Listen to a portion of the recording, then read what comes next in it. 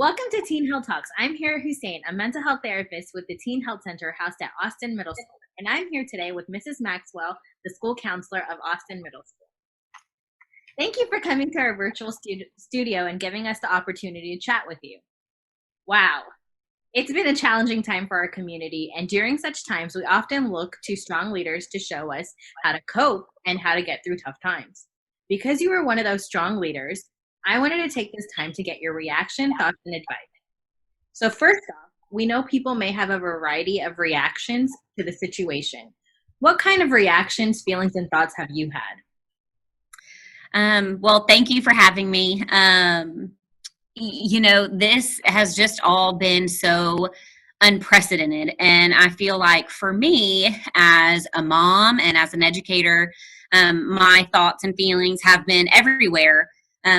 All over the board. But one feeling I feel like that just continually creeps up into my mind is just this feeling of uncertainty, this feeling of shock. Like, is this, I just find myself stopping and thinking, is this really our reality? Is this really are these really the conversations that we're having? Am I really a kindergarten teacher now for my 5-year-old? Just those thoughts just continually, I think, creep up into my mind. And I kind of have to stop them just by grounding myself and saying, not letting like that fear creep in of could we get sick, or are we ever going to get back to normal? And I stop and I really just ground myself by reminding myself, I do have my health. My family has their health. My loved ones around me still have their health, and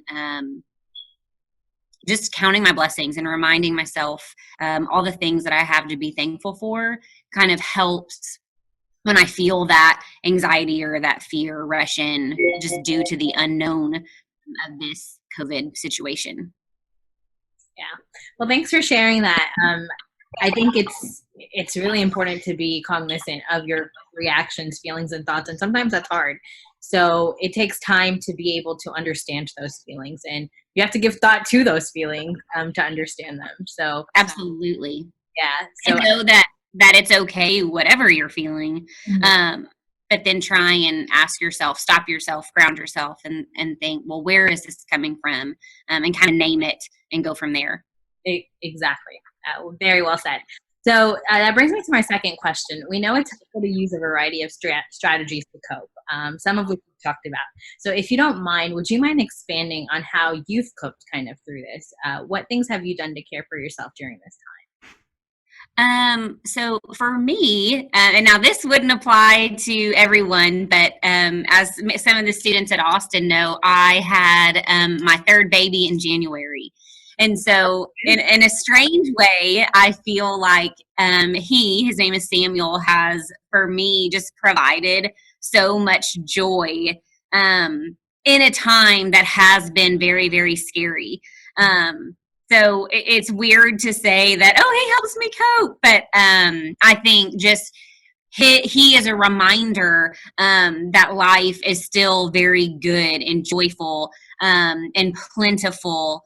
And so he just has helped remind me of that in these hard times. Again, I just look to him and my other two healthy little boys, and I'm reminded of that. One other thing that I feel like I've really enjoyed doing is I've really gotten into making healthy shakes. My husband makes fun of me, but I just researching like healthy shakes and finding like protein powders and other things that I can put in there and hide in there to make it healthy for my kids and for me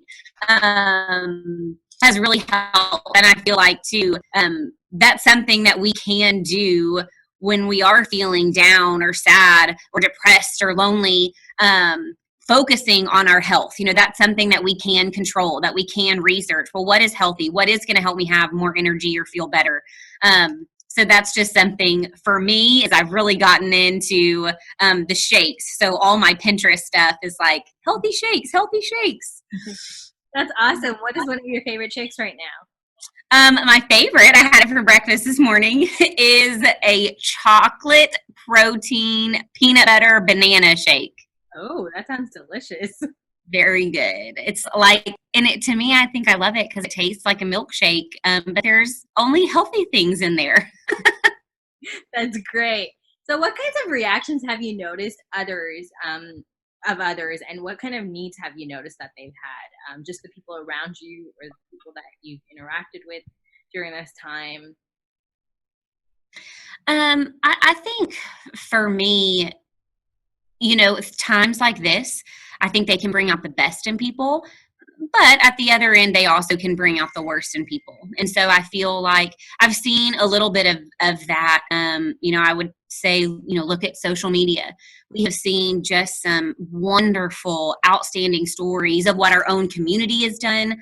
Like I'm thinking of the Galveston Restaurant Group, how they rallied together to help people in the service industry.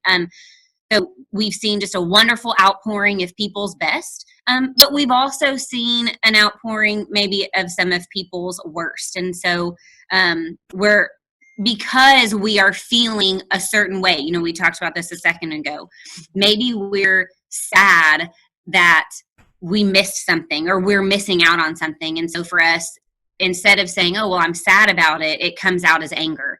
And then that anger comes out as disrespectful words, where we're judging someone for wearing a mask or not wearing a mask or doing too much or doing too little.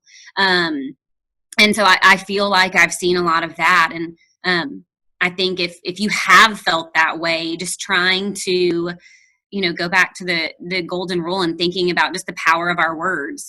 That before you do or say or post something, on social media, ask yourself, what is my purpose behind saying this? Am I trying to stir the pot?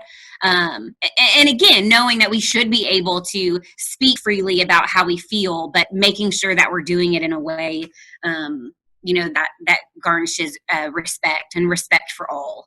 Knowing that this crisis has looked very different for all of us.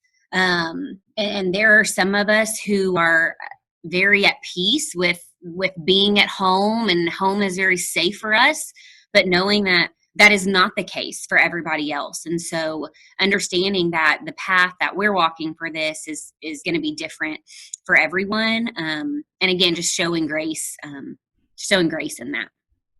Okay. So I heard you name a couple of reactions that you've noticed. Like you said, it can bring out the best or the worst in people. And one thing that really stuck with me that you said was just kind of identifying your primary emotion, right? So if you are being judgmental, or if you are posting something, or if you have anger, what is leading to that? What's that primary emotion? What's that internal feeling? So I think that was also very good advice while talking about what the reactions that you've noticed in people are. And this really emphasizes the need for us to connect and seek support from others during this tough time. Absolutely. And so on that thought, what advice would you give to our students and families during this tough time? To connect? Yeah, I would say, well, one thing that, you and I are doing right now is we are connecting. No, it's not in person, but I'm going to end this call feeling just that rush of, oh, well, I got to see my friend, Miss Hira Hussain today. And so even though, now that we've been living in this virtual world for a few months, I saw on the news the other day, people were like, we're so sick of Zoom. We don't want to Zoom anymore. But yet, even after we engage in a Zoom meeting or a Google Hangout, we almost always, by the time that it's over, we feel good and we feel better, even though it was just a virtual connection. And so, I would urge that FaceTime with your friends, Google Hangout with your family. Just stay connected. Don't just go into your bedroom. Don't just close the door.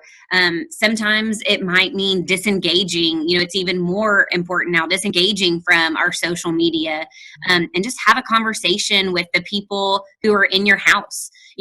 I've really even tried that as a mom with my own kids, who I love dearly, but I've gotten frustrated with a little bit, during this time. So just finding time to truly be present, be in that moment, leave my phone in the other room, and really engage with the people that are around me. Whether, again, it's the people I can be with, face to face, or, being the go-getter and saying, hey, I'm going to set up a Zoom meeting. Here's the link. Let's all connect tonight at 5. Everyone, bring your favorite snack. And trying to, do something to make it fun. I think that's really great advice. Actually, connection is very important for your mental, physical, social, and emotional well-being. So great advice. Excellent coping skills.